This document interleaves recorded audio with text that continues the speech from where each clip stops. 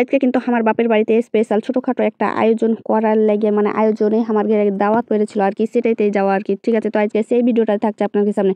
তো যদি ভালো লাগে তো অবশ্যই কমেন্টে জানাবেন। তো আসসালামু আলাইকুম সবাইকে, সবাই কেমন আছেন? আশা করি মেলায় ভালো আছেন, আমিও মেলায় ভালো আছি আলহামদুলিল্লাহ। তো দেখতে থাকেন, পুরো ভিডিও অবশ্যই ভালো লাগবে। ঠিক আছে, তো প্রথমেই তো যে দেখতে পাইলেন একবারে স্পেশাল কইরে একেবারে আমার একটা 3 নম্বর বহিন আছে, সেই আর কি রান্ধন চড়িয়ে দিয়েছে একেবারে। আর আমি তো আইসা দেখছি যে স্পেশাল আয়োজন শুরু করার পরই কিন্তু আমার মায় কিন্তু অসুস্থ। ঠিক আছে, মানে দাঁতের এত ব্যথা, গোটা মুখ টুক ফুললে টুললে একাকার আর কি, দাঁতটা উঠাইতে হবে, পোকাই খাইয়ে লেছে আর কি। ঠিক আছে, তো কি করার, মানে ওই কিন্তু কথা শুনে না আমার মাটা কিন্তু। ঠিক আছে, মানে সবাইকে সবারই লেগে সব কিছু জোটে, মানে সব ডাক্তারখানা আছে, মানে যে সব কিছুই আছে, ওষুধ আছে, ভালো খাওয়া দাওয়ার আছে, কিন্তু আমার মার লেগে বলে এর লেগে কিছু নাই। ঠিক আছে, মানে মায়েরা বোধহয় এরকমই হয় আর কি, কিন্তু আমার পছন্দ হলো এরকমটা। ঠিক আছে, তো জোরজার করে লিয়েই যেতে হবে সেটা আর কি। তো লিয়ে যাবো, অবশ্যই দোয়া করেন আমার মাটাকে যেন সুস্থ থাকে আল্লাহর রহমতে।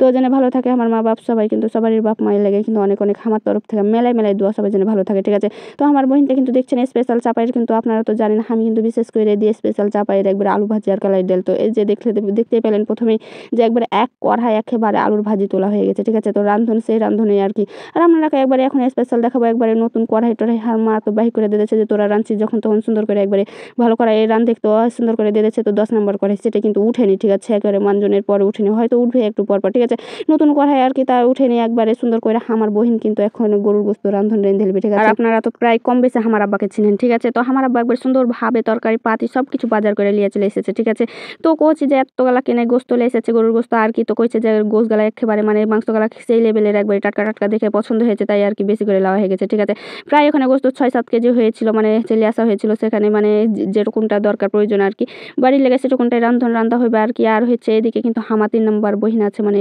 সে যে বহিন আর কি, সেই রান্ধন রেঁধে লিছে একেবারে স্পেশাল করে, সে কিন্তু খুব সুন্দরভাবে রাঁধতে পারে। ঠিক আছে, তো ওই কিন্তু বারবার জিজ্ঞাসা করছে, মানে আমি তো বড় আর কি, মানে আমাকে আমি কিছু কইলে কিন্তু সবাই শুনে। ঠিক আছে, যতই বকি টকি সে কোনো দিন কেউ মন টন খারাপ করে না, অবশ্যই সবাইকে ভালোবাসি। ঠিক আছে, আর আমাকেও খুবই ভালোবাসে আমার বোনেরা। ঠিক আছে, আর আমার তো একটা বেটি আছে, তারা তো হচ্ছে মানে আমার বেটিটাকে মানে তারাই মানুষ করেছে আর কি, মানে তারাই বড় করেছে এত মানে ভালোবাসা আদর যত্ন দিয়ে। ঠিক আছে, তো আমার বোনটা কিন্তু রাঁধতে পারে খুব সুন্দরভাবে, তবুও পুচ করছে। আমি কিন্তু একবার কহেছি যে যেভাবে তুই পারিস, যেভাবে রান্ধন রান্ধিস সেভাবে মানে কারোর কাছে কিন্তু কোনো কিছু জিজ্ঞাসা করলে সেটা কিন্তু ভালো হয় না। ঠিক আছে, নিজে যেভাবে রান্ধন রান্ধা হয় সেটাই কিন্তু ভালো লাগে খেতে, এটা কিন্তু সবাই জানে। ঠিক আছে, তারপরে তো তাও জিজ্ঞাসা করছে, আমি তখন আরেকবার কহেছি আর জিজ্ঞাসা করবি না, যেভাবে রান্ধিস তুই সেভাবে রান। ঠিক আছে, আর আমরা কিন্তু তুই তো কার করে এই কথা বলি। ঠিক আছে, আপনারা নিজের বোনের সাথে ভাই বোনের সাথে কিভাবে কি কথা বলেন অবশ্যই কমেন্টে জানান। ঠিক আছে, খারাপ মনে করবেন না। ঠিক আছে, আমি কিন্তু নিজের মনের কথাটাই কই, সেদিন একবারে মাইন্ডে নেবেন না। ঠিক আছে, তো এদিকে কিন্তু আমার মা তাও অসুস্থ থাকা অবস্থায় কিন্তু কইছে যে আমি রান্ধি তোরা হট একদিনের লেগে এসছিস। ঠিক আছে, তো আমরা কিন্তু শুনি না।